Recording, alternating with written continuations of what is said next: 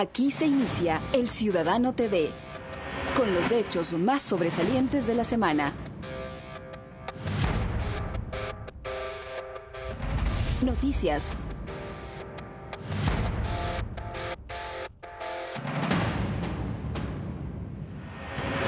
Entrevistas.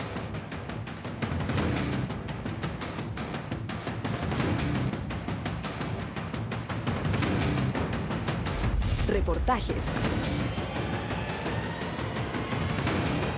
El Ciudadano TV es la imagen del gobierno de la Revolución Ciudadana. Bienvenidos.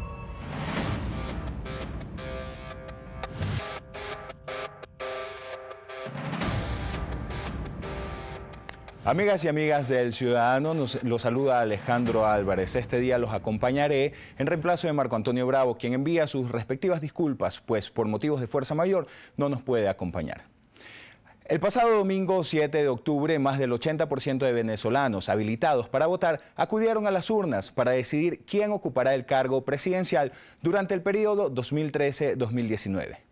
El 55.25% de ellos optaron por Hugo Chávez, quien lleva en el poder 14 años. Y es que Venezuela decidió continuar por el camino del socialismo. Aquí iniciamos.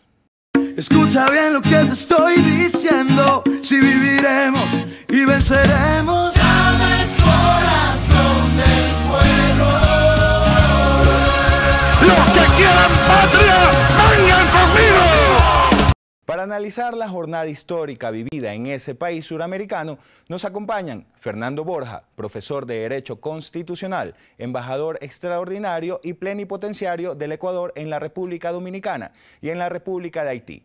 María Augusta Calle, periodista, socióloga, exasambleísta constituyente de Montecristi 2007 por el Movimiento País. Actualmente es asambleísta en representación de la provincia de Pichincha y es vicepresidenta de la Mesa de Soberanía Alimentaria. El coronel Patricio Acosta, exmiembro de Sociedad Patriótica, secretario general de la Administración Pública en 2003, ministro de Bienestar Social en 2004, director del Frente Social Observador Internacional en Venezuela en 2004 y 2005. Antes de iniciar este diálogo, veamos un recuento de cómo se vivió el proceso electoral en el país llanero. Una verdadera fiesta democrática se llevó a cabo este domingo en Venezuela.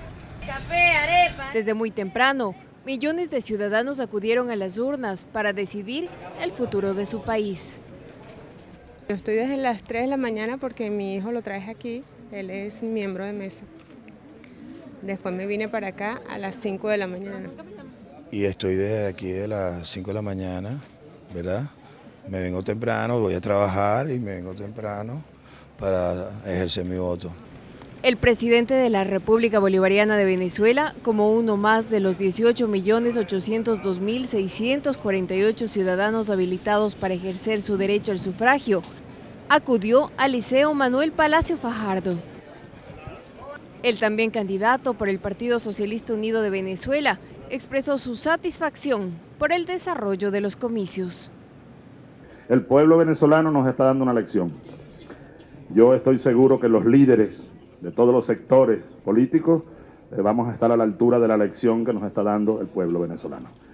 Bueno, es una jornada rápida, un sistema electoral, ustedes saben, como dijo Jimmy Carter, dijo que es el mejor del mundo. Alrededor de 250 acompañantes internacionales fueron habilitados para seguir de cerca las elecciones. Entre ellos, la ex senadora Piedad Córdoba y la líder indígena guatemalteca, Rigoberta Menchú.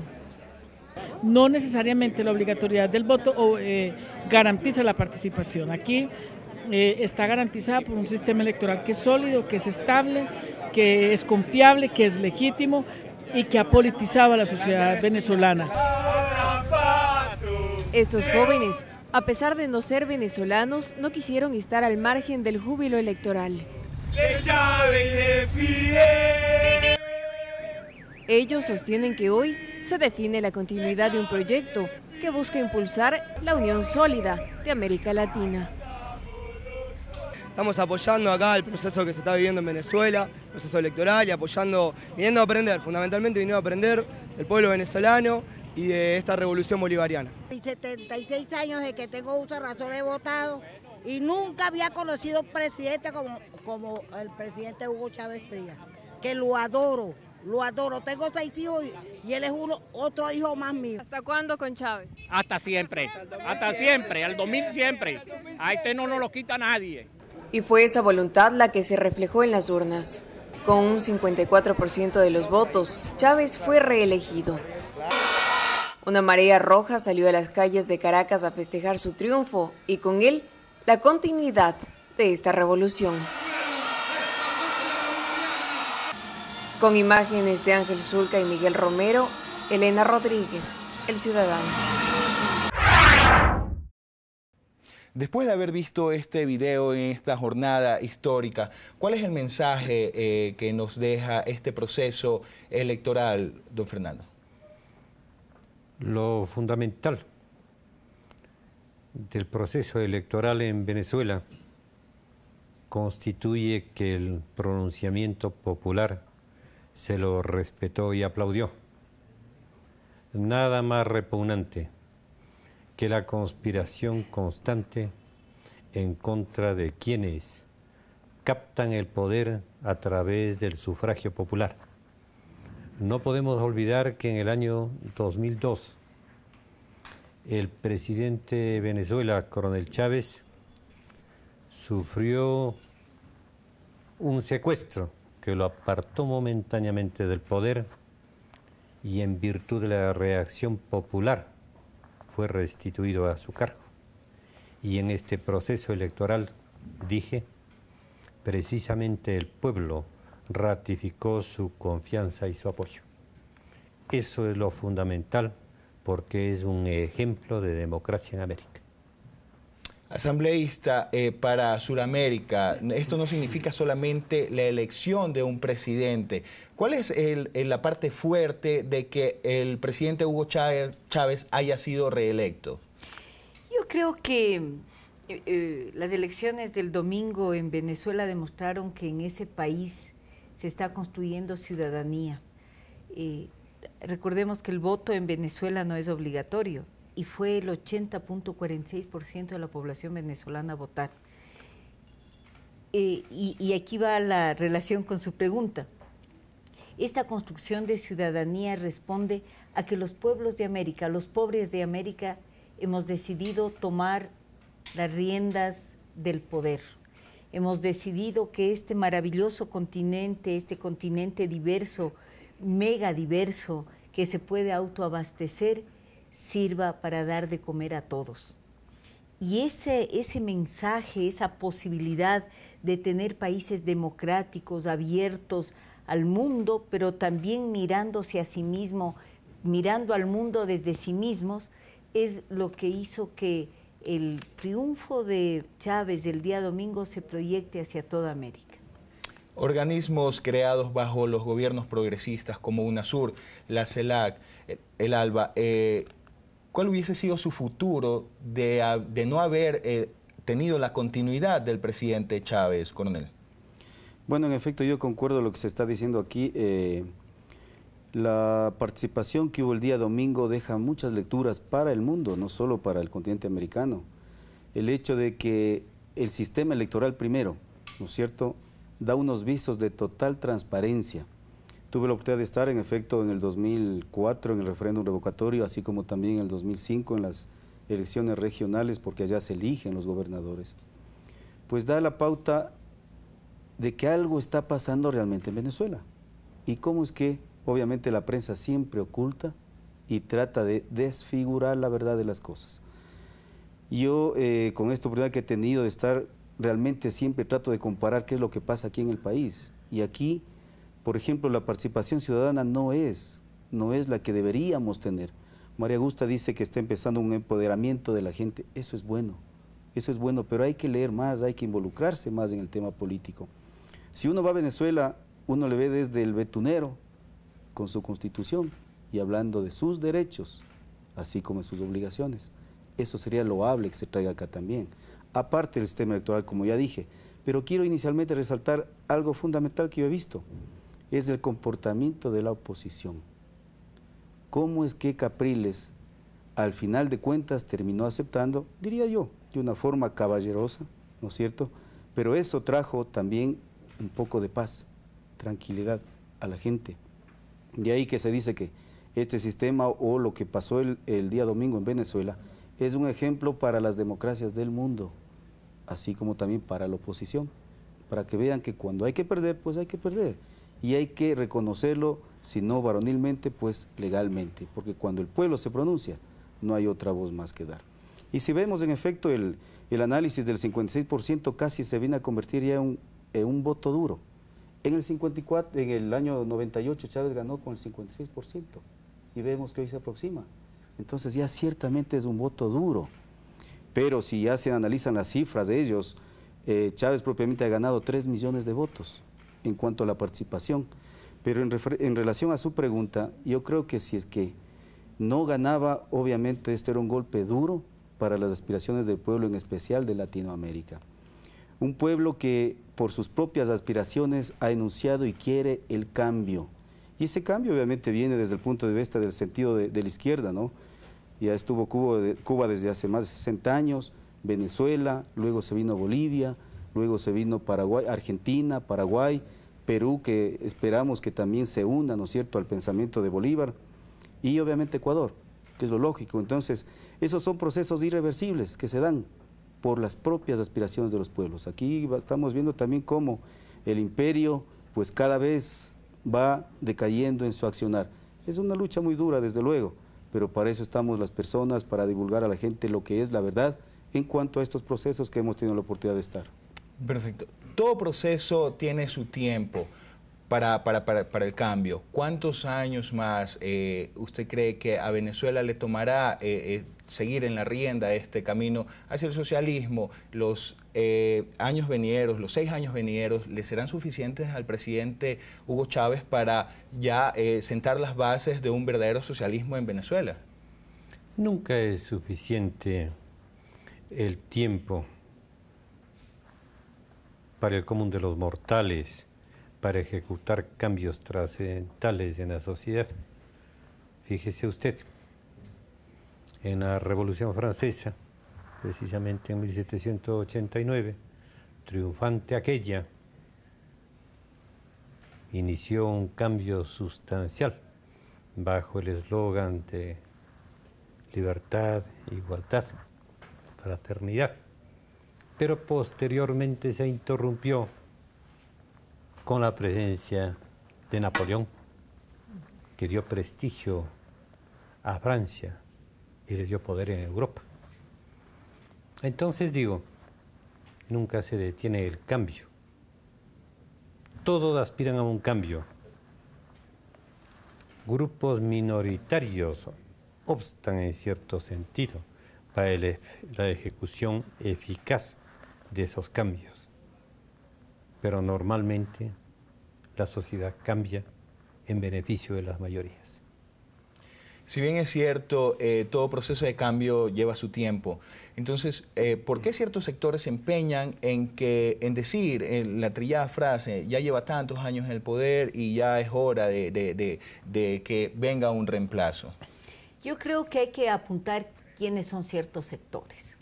Y aquí hay algo que me parece fundamental introducirlo dentro de la reflexión que estamos teniendo, ¿no es cierto? Y es que se creó una enorme, una perversa matriz de opinión a nivel internacional en torno no solamente al proceso electoral último de Venezuela, sino a lo que pasa en Venezuela, ¿no es cierto? Hay toda una maquinaria mediática de los grandes medios que es una maquinaria transnacional que está ocupando el papel de un gran partido político transnacional que se encarga de crear estas matrices de opinión para los distintos países. Sobre Venezuela está satanizado el proceso. Hay mucha gente, inclusive de la izquierda, que no alcanza a entender la profundidad del cambio en Venezuela, ¿no es cierto? Creo que ahora la respuesta del propio pueblo venezolano tiene que hacerles pensar que ahí algo está pasando a que la gente quiera seguir con Chávez, ¿no es cierto? No es gratuito, nadie les ha dado somníferos a que vayan de mutantes a votar, ¿no? El pueblo estuvo desde las 3 de la mañana demostrando su voluntad de ejercer su derecho al voto. Es decir, algo está pasando en Venezuela. Pero sí creo yo que nosotros tenemos que estar alertas a todo lo que se está construyendo, lo que se construyó en Venezuela y lo que se va a construir ahora frente a nuestro proceso electoral de febrero. Se ve con absoluta claridad, por ejemplo, que se manejan los mismos, llamemos guiones, los mismos mensajes, ¿no es cierto? Entonces, cuando yo estuve aquí y me iba a ir a Venezuela, tuve la suerte de estar como acompañante electoral en las elecciones del domingo pasado. Mucha gente me decía, es que en Venezuela es terrible, es casi una guerra civil, cuidado, te maten en la calle, va a haber una explosión de violencia, gane quien gane. No pasó nada de eso. Pero cuando estaba en Venezuela y junto con el resto de observadores internacionales que eran prácticamente de todo el mundo, porque había gente de todos los continentes, ¿no es cierto? También me preguntaban cosas parecidas de este país. Y yo me daba cuenta que son los mismos mensajes con distinto nombre. La satanización del proceso venezolano y de Chávez tiene también un correlato con la satanización del proceso ecuatoriano y Correa. En los dos sitios se habla de la falta de libertad de expresión, por ejemplo, ¿no es cierto? Se habla de la falta del atentado a las libertades. Ahora es esta cuestión como que las libertades son varias, ¿no? Se ha acuñado este nuevo concepto semisociológico de las libertades, ¿no es cierto? La libertad de expresión, la libertad de movilización, la criminalización de la protesta social, el acaparamiento de poderes, todo eso se dice de Chávez, de Correa, de Morales, de Cristina Kirchner, es decir, de todos los presidentes democráticos de América. Y creo que tenemos también que entender que en América, entender y aceptar que en América tenemos dos grandes corrientes de pensamiento, dos grandes corrientes ideológicas que están en el poder en distintos países y que estas corrientes se están confrontando.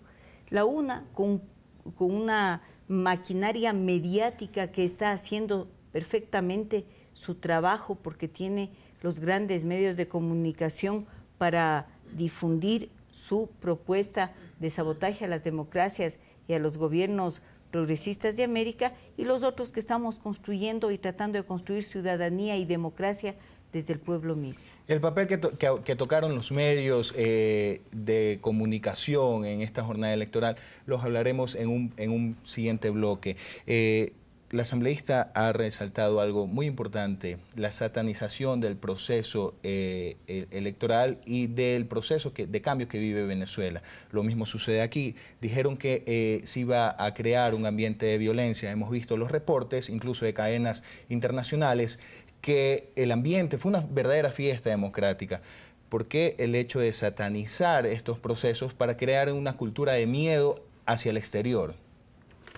Desde luego, son los intereses exógenos, ¿no? ¿Y cuáles son esos? Los intereses del imperio norteamericano sobre el petróleo. No olvidemos que cuando Chávez afortunadamente llega al poder en el 98, la pobreza en Venezuela era del 65%, la extrema pobreza era el 25%, en un país inundado de petróleo. ¿Cómo es eso? Llega Chávez y vemos que en 14 años la pobreza ha bajado al 28%, al 25%, y la extrema pobreza está en el 7%. Entonces todo es un proceso. Los cambios, entiendo yo, son generacionales, y las generaciones son 30 años, ¿no es cierto?, para poder tratar de volcar unas taras de 200 años, pues ya, ¿verdad? Pero los intereses siempre serán esos, exógenos. Antes regalaban el petróleo, ahora no. Ahora la renta petrolera se va al área social. Desde luego que hay problemas, que hay violencia como hay en todo el mundo. Acá en Estados Unidos no hay problemas, seguro. En China no hay problemas, seguro. En Chile no hay problemas, seguro. Pero el asunto es que Chávez está demostrando que sí es posible otra forma de gobernar, otro sistema económico, político y político-económico. Sí es posible. Y el pueblo obviamente le dice sí, siga usted adelante. Entonces, esto no va a acabar, no va a cesar tampoco ahí, porque la oposición, tanto endógena como exógena de Venezuela, pues va a seguir haciendo su trabajo, desde luego, ¿no? Pero lo que yo sí he resaltado es la actitud del candidato que perdió. que propiamente para mí llamó a la paz y reconoció, muy posiblemente él va a ser el próximo candidato después de 6 años, ¿no? Posiblemente, de acuerdo a la forma que él se conduzca.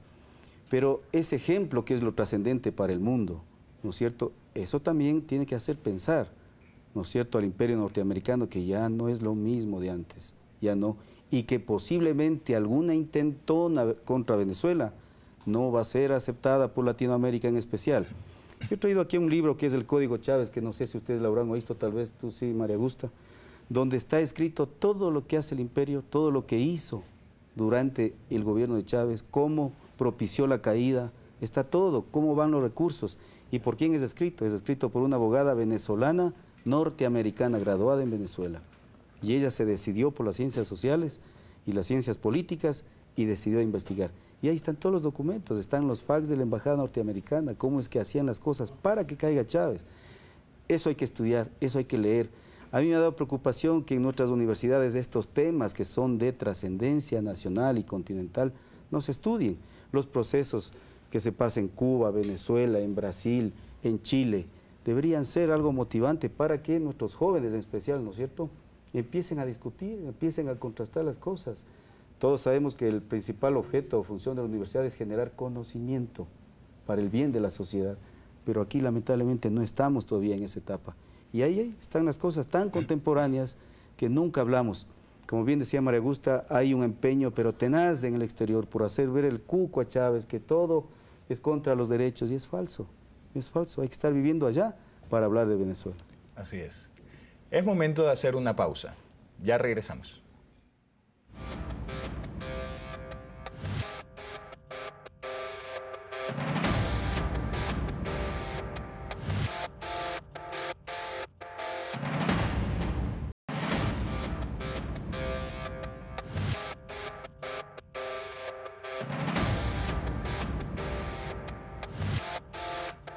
Ya estamos de vuelta. Los medios de comunicación jugaron un papel fundamental durante los 96 días de campaña electoral, las 48 horas de reflexión y durante el mismo 7 de octubre. Miremos lo que el periodista y escritor español Ignacio Ramonet opina al respecto. Sí, bueno, es una campaña absolutamente tremenda la que se está llevando a cabo. No solo la que llevan a cabo los medios locales, que ya es tradicional, yo creo que ya este proceso está vacunado contra los ataques de los medios hostiles en Venezuela, pero el ataque es internacional. Es decir, que la gran prensa internacional, los grandes medios internacionales están teniendo una actitud tan agresiva con este proceso. Ya prácticamente dan por cantada la victoria del candidato de la oposición, lo cual crea evidentemente las condiciones para que se puedan impugnar el resultado final. Entonces sí, hay una violentísima campaña que simplemente indica la importancia que tiene este proceso para el mundo, no solo para Venezuela, no solo para toda América Latina, para todos los procesos progresistas en América Latina, no solo para la integración latinoamericana, sino para el mundo, por lo que Venezuela representa como reservas de hidrocarburos, como mal ejemplo, entre comillas, para aquellos países que, en particular lo que está pasando ahora en Europa, donde ya muchos movimientos sociales miran del lado de América Latina para ver cómo estos países se negaron a pagar la deuda, como hizo Ecuador, que dio un ejemplo precisamente de gran independencia y soberanía nacional, cómo se puede vivir sin depender del Fondo Monetario Internacional, cómo se puede vivir sin depender del Banco Mundial o teniendo a raya los mercados. La ex senadora colombiana Piedad Córdoba tiene su propia lectura del tema. Yo creo que eso también lleva a una reflexión, a un debate en la región de quienes confiamos en otros modelos democráticos, del papel de los medios de comunicación, de un papel que da la cuenta de los intereses que defienden. Y por ejemplo, es imposible hablar de dictadura aquí en Venezuela, donde las filas son impresionantes, donde la agilidad es total y donde la gente está desde las 4 de la mañana en las calles votando. O sea, es una locura hacerlo, y esto solamente creo yo que es parte de la estrategia para desestabilizar países respetables como Venezuela. Y a propósito del papel de algunos medios de comunicación y su influencia, un grupo de jóvenes intentaron desconocer los resultados electorales. Veamos este informe. Un minúsculo grupo de jóvenes de entre 16 y 20 años se reunió en la Plaza Altamira, al este de Caracas, para denunciar lo que ellos creen es un fraude electoral. Porque Venezuela tiene el cambio, nosotros lo podemos hacer. Lujosos autos servían de equipos de amplificación para difundir canciones alusivas a Enrique Capriles, candidato que perdió las elecciones presidenciales. Muchos preferían mirar de lejos la concentración, pues si se exponía a una postura ideológica diferente, corrían el riesgo de ser linchados. ¡Oye, decrétalo! ¡Borracho! ¡Eso es lo que te gusta! ¡Borracho! ¡Eso es lo que te gusta! Son jóvenes envenenados por los medios de comunicación de los sectores privados aquí en Venezuela, ¿no?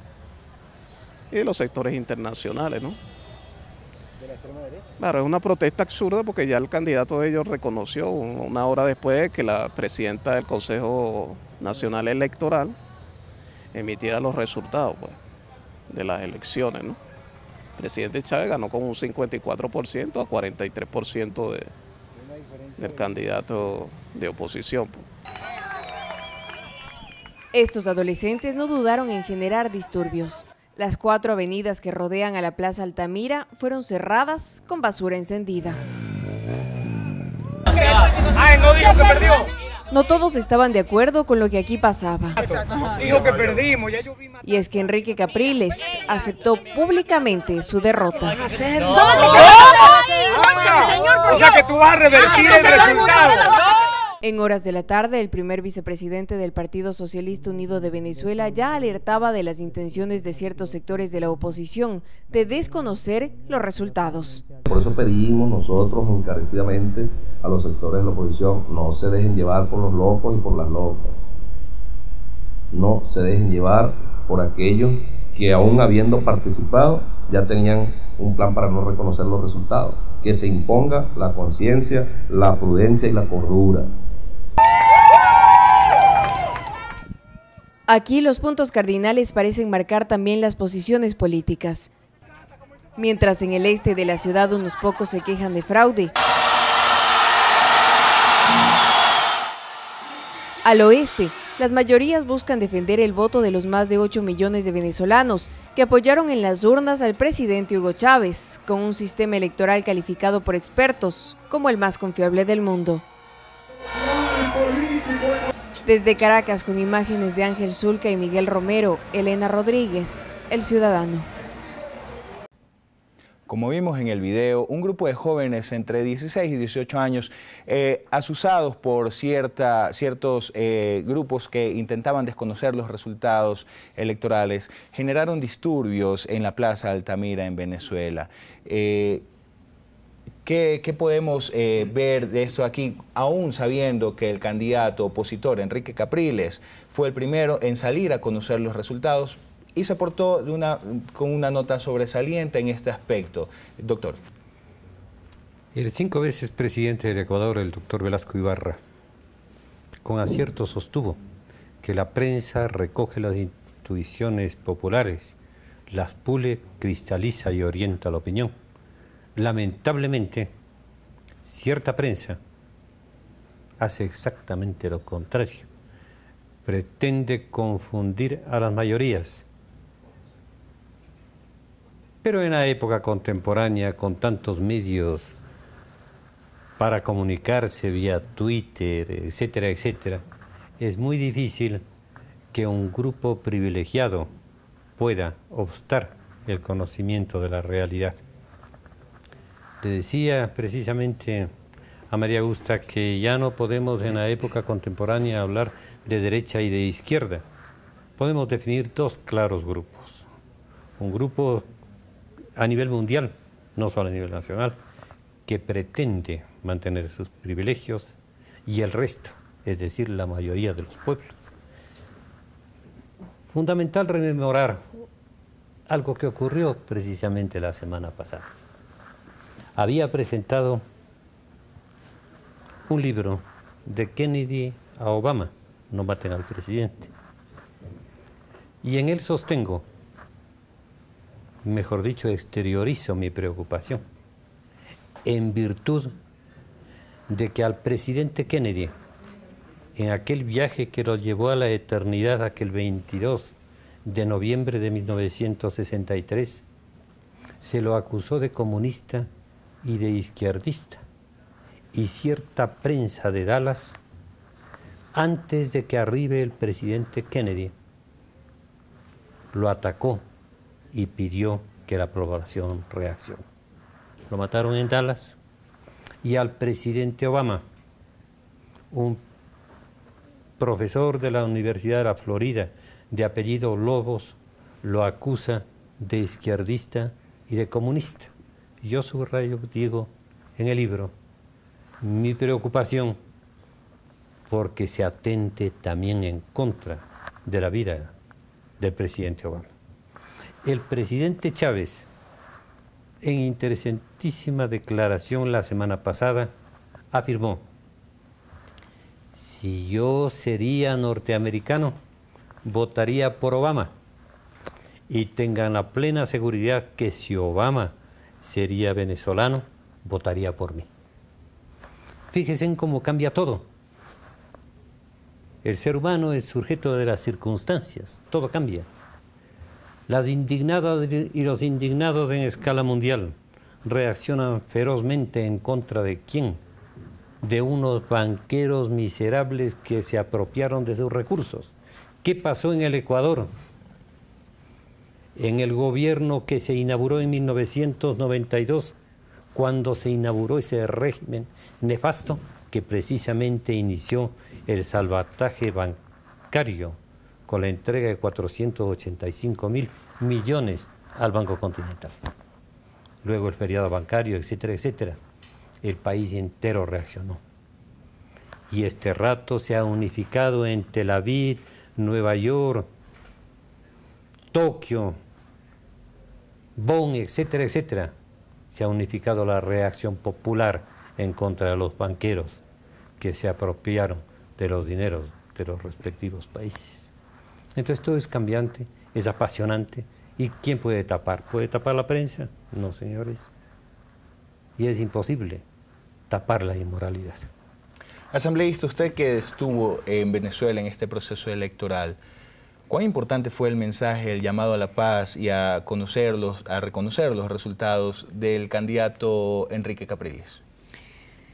Fue importante. Pero yo le quisiera mesurar, o sea, no decir que es extremadamente importante, no, o sea, Capriles no podía hacer otra cosa. Hizo lo que tenía que hacer.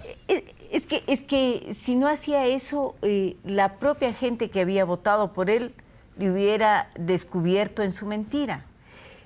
Y es que el proceso, el mecanismo de votación, el mecanismo electoral es perfecto.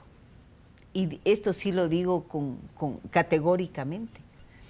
Mire, el sistema permite que cada ciudadano que ejerce el voto verifique que su voto está contabilizado de acuerdo a su voluntad. Es decir, usted tiene la posibilidad de votar, no es de poner la huella en un pedacito chico donde se le puede ir el dedo un poquito más acá. Puede poner con los 4 dedos, puede usted topar la cara de su candidato, ¿sí? Porque son unas fotos bastante grandes. Y después de verificar que esa es su voluntad, le sale un papelito a su costado izquierdo donde dice: señor, usted votó por Chávez. Y usted ese papelito le dobla y le pone en la ánfora.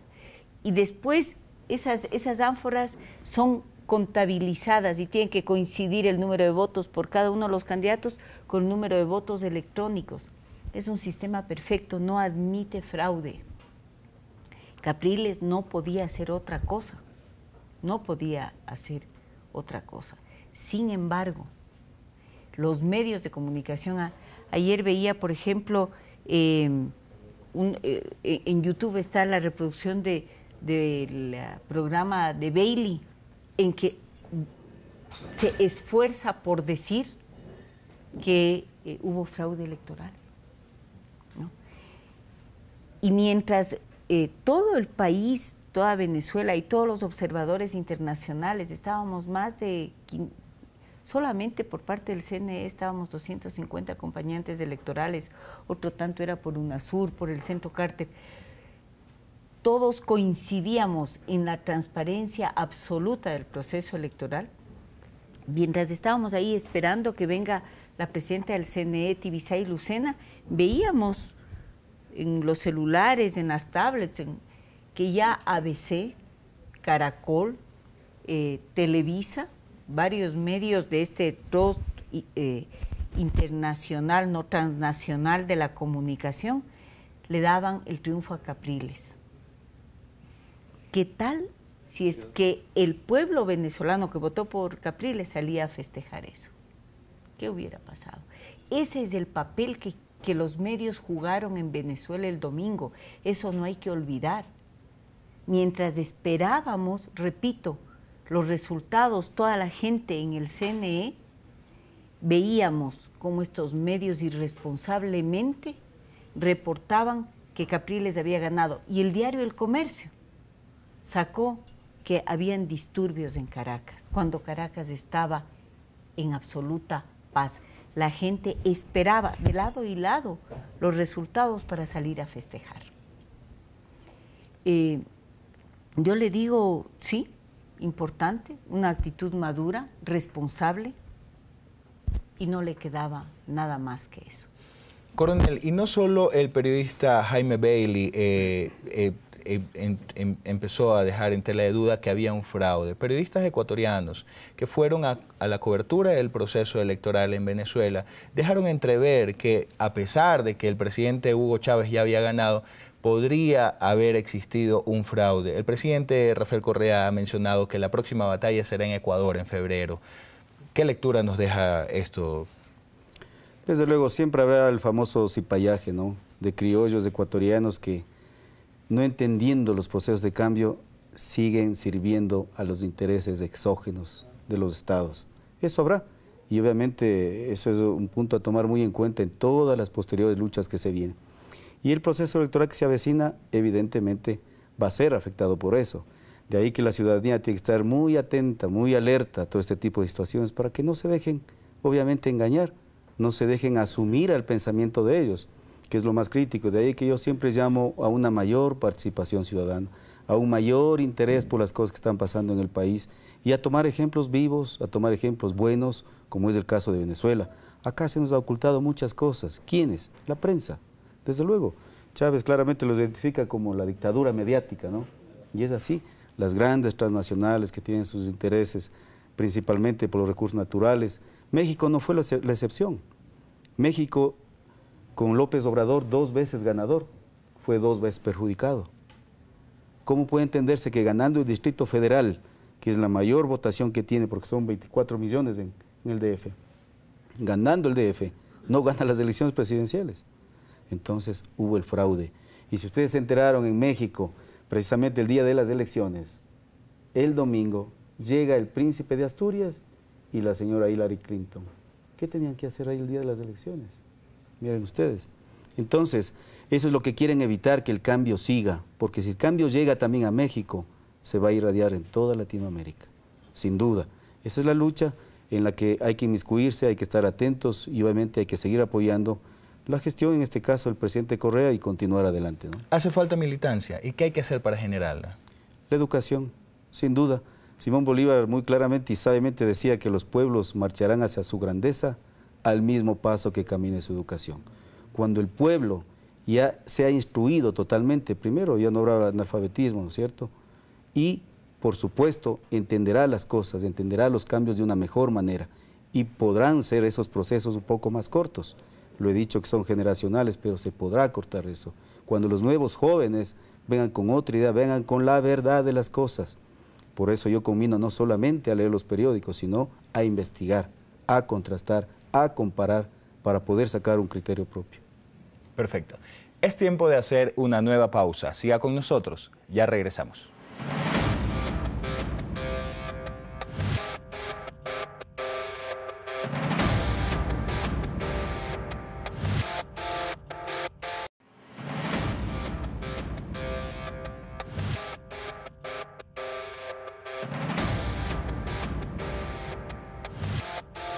Ya estamos de vuelta. Una alta participación de los venezolanos residentes en el exterior también se registró. Veamos este video preparado por Santiago Duque. El 75% de los ciudadanos venezolanos inscritos ejercieron su derecho al voto en la sede de su embajada en la ciudad de Quito. La jornada democrática que elige al mandatario venezolano entre el candidato a la reelección y actual presidente Hugo Chávez y el opositor Enrique Capriles se desarrolló con absoluta normalidad en la capital ecuatoriana, donde hay 513 personas inscritas. De esta cifra, 398 votantes se acercaron hasta las 2 mesas instaladas en la sede de la embajada, que se suman a las 165 personas que lo hicieron en el puerto principal, donde hubo 324 inscritos. En las 2 ciudades votaron 563 aptos. Digamos que ha sido un proceso bastante tranquilo, la gente ha venido a ejercer su derecho al voto, porque el voto en el exterior es muy importante. Definitivamente, independientemente de la opción política que gane, la democracia hoy nuevamente en Venezuela hemos visto que somos capaces de dar una actividad cívica de altura. El sistema de votación es manual, consistente en un registro de papeleta similar al que utilizan países como Ecuador. En Venezuela, el sistema es electrónico. Me pareció todo organizado y bien, chévere. ¿Fue rápido el proceso de la elección? Sí, fue rápido, fueron como 2 minutos. Este proceso electoral en Venezuela fue histórico en un sinnúmero de facetas. Hubo una cobertura mediática en el exterior impresionante, nunca antes visto en un proceso electoral. También una alta participación de los venezolanos en su propio país que acudieron a votar, en un 80%, en un 80% que acudieron hacia los centros receptores del voto. Y en el exterior también, los venezolanos residentes en el exterior, igual en Quito, en Argentina, en Colombia, hubo varios reportes. ¿Cómo vemos esta alta participación de los ciudadanos en este proceso electoral? Insisto en mi concepto de que los pueblos han cambiado. Los pueblos ya participan de sus respectivas realidades y es producto de la educación. Y este gobierno, por ejemplo, en el Ecuador y seguramente en Venezuela, han coadyuvado para que el pueblo adopte posiciones claras de acuerdo a sus intereses. Hay una gran verdad: imaginar un pasado distinto del real obsta para preparar con eficacia un futuro mejor, y encubrir los males impide remediarlos. Por ello yo creo que los gobernantes que subrayan la verdad, exteriorizan sentimientos claros y concretos, el pueblo los aplaude. Los pueblos ya no están para actitudes timoratas. Los pueblos ya no aceptan despotismos. Fíjense ustedes, yo nunca olvido aquellas palabras de Benedicto XV a raíz de la Primera Guerra Mundial. Él dijo: a los pueblos no se los mata, se los pone el freno del despotismo, y los pueblos mastican el freno y refunfuñantes siguen masticando. Un día rompen y estallan. Y es así. Y estamos asistiendo precisamente en la época contemporánea a un cambio fundamental en escala mundial. Y el proceso electoral en Venezuela afirma esa libertad. Porque ¿qué es la libertad? La libertad no es sino el espacio en el cual uno puede cumplir sus anhelos. Esa es la libertad. Y el pueblo venezolano se pronunció mayoritariamente por el actual jefe del Estado. ¿Por qué el señor Capriles y en general esos grupos que coadyuvaron al secuestro del jefe del Estado venezolano en el 2002 no actuaron? Porque ya les costó caro cuando se firmó esa acta constitutiva del gobierno que lo reemplazaba con un señor Cardona a la cabeza. Y firmaba dicha acta el cardenal de apellido Velasco, algo insólito. Y fíjense ustedes, luego de ese acto bochornoso, el pueblo sigue respaldando al coronel Chávez.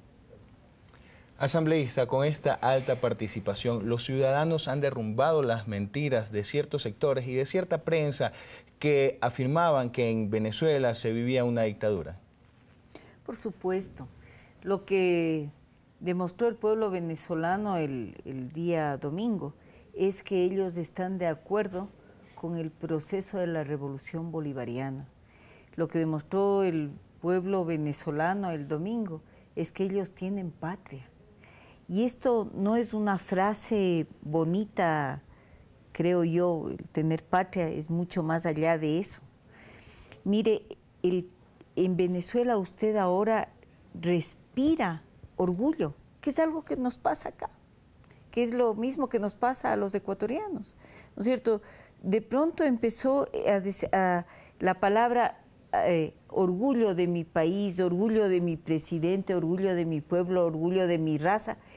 La palabra orgullo empezó a ser parte del lenguaje cotidiano de los pueblos que vivimos en gobiernos democráticos. Y eso es lo que pasó en Venezuela. Yo le digo, tuve la suerte de ir también al cierre de campaña del comandante Chávez. Y ahí uno veía, primero, que nadie estaba llevado, que no es que, como decían, han bajado a la gente en carros, en buses. No, no era cierto. Era el metro, los buses normales de los que hay que pagar pasaje, donde estaban teñidos de rojo. Y la gente iba porque veía que podía estar amenazado su felicidad, que podía estar amenazada su patria, que podía estar amenazada su educación, su salud, su vivienda. Y la gente salió y decidió que la iba a defender. En el cierre de campaña nosotros estuvimos con algunos colegas de distintas partes de América, y los argentinos, como siempre, tenían su bandera, ¿no? Entonces nos identificaban inmediatamente que éramos extranjeros. Y se nos acercaba gente común, señoras humildes, a contarnos por qué ellos estaban respaldando al comandante Chávez, al presidente Chávez, ¿no? Entonces, te decían cosas muy simples: nosotros no vamos a dejar que nos quiten nuestras escuelas bolivarianas.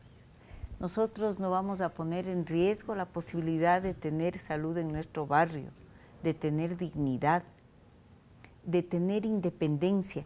Y me di cuenta de algo maravilloso, y es que aparte de las cuestiones tangibles, ¿no es cierto?, que es poder ir al centro de salud, eso, la gente destacaba el factor de la soberanía, de que Venezuela se decide a sí misma, que Venezuela es soberana. La palabra soberanía era algo que te decía la gente común: somos un país soberano, nosotros decidimos lo que vamos a hacer y vamos a decidir el rumbo que queremos seguir, y el domingo vamos a decidir. Pero yo creo que ahí también es importante destacar que el otro sector de Venezuela también salió a decidir. Esos son 6 millones también, sí, salieron también a decidir. Desde las 3 de la mañana había gente haciendo cola. Y cuando a mí me dicen, pero hay 6 millones y acá hay 8, o sea, el país está dividido, ¿no? Les digo yo, ¿no? Es un país que ha logrado crear ciudadanía, que ha logrado crear la conciencia de que cada persona, de que cada ciudadano, no solamente que tiene el derecho, sino la obligación de decidir por su futuro, que cada persona ha logrado valorar exactamente el poder real del voto. Sí, eso es importantísimo. Eso yo creo que es lo más importante de destacar del proceso del domingo, y es que el pueblo venezolano sabe que ellos se deciden a sí mismos, que no hay poderes externos, que ya no hay amos del mundo que vienen a decidir qué es lo bueno para Venezuela o para América, pero en el caso, estamos hablando de Venezuela, ya no hay el amo patrón ya no hay el gendarme de América que decide qué es lo que conviene a Venezuela. Eso ya no existe. Los venezolanos sabían que tenían que votar, sabían que no iba a haber las estrategias desestabilizadoras desde afuera, las que les impongan el presidente, que era su voto el que podía decir que ya no quieren que esté Chávez o que quieren que esté Chávez. Eso es importantísimo. Perfecto. Coronel, en ese sentido, hay dos tendencias en Venezuela. Si bien es cierto, el presidente Hugo Chávez ganó con 8 millones de votos, pero en otro sector lo apoyó a Capriles con 6 millones de venezolanos. ¿Se crearon dos tendencias, Coronel, en Venezuela? Yo creo que no. Siempre ha habido. La oposición se unió en este caso, creo que tardíamente aprendió que debían sacar un solo candidato, pero eso hubo siempre. Siempre, antiguamente, los adecos y copellanos, Chávez fue capaz de primero conjuntar la aspiración del pueblo y ganar, ¿no es cierto? Pero las cosas que no se dicen es lo que a mí al menos me preocupa, porque siempre acá llega posiblemente la supuesta parte negativa de Venezuela. La gente no sabe por qué votó por Chávez, y la gente tiene que saber por qué votó por Chávez. Y desde luego hay que ir a la historia, qué es lo que ha pasado en el tema de educación. Mire, en el año 98 había como 500.000 bachilleres que no tenían cómo entrar a la universidad. Hoy Venezuela es el 5º país en el mundo en tener la mayor cantidad de estudiantes en Venezuela, de jóvenes en las universidades. ¿Por qué no se habla que Venezuela tiene ya 2 satélites lanzados, propios, con la ayuda de China, desde luego? Pero ya tiene, eso es desarrollo. ¿Por qué no se habla que los niños ahí tienen 3 comidas diarias? 3 comidas diarias, ojo. Tienen además libros, tienen vestuario, tienen una computadora que es relevada cada 2 años. Miren, esos logros sociales no es fácil decir para la gente de la oposición, ¿no es cierto? Pero esa es una de las verdades. De tal manera que, al analizar que un país es capaz de poner en vilo a todo el mundo, un país del tercer mundo, como dicen, ¿no es cierto? Ahí hubo más de 10.000 periodistas, más de 10.000 el día domingo. De todas partes del mundo. ¿Y eso claro. ¿Por qué es? Entonces, esas cosas ya hay que analizar. Ciertamente está pasando algo bueno en Venezuela y eso tiene que ser difundido, la verdad, ¿no es cierto?, para toda América. Igual pasa en el resto del mundo, siempre es las malas noticias de Venezuela cuando pasa al contrario. Eso yo conmino a la gente, que en especial los jóvenes, no se crean, analicen, averigüen, investiguen. Perfecto. A propósito, veamos lo que la gente en Quito opinó de las elecciones presidenciales en Venezuela.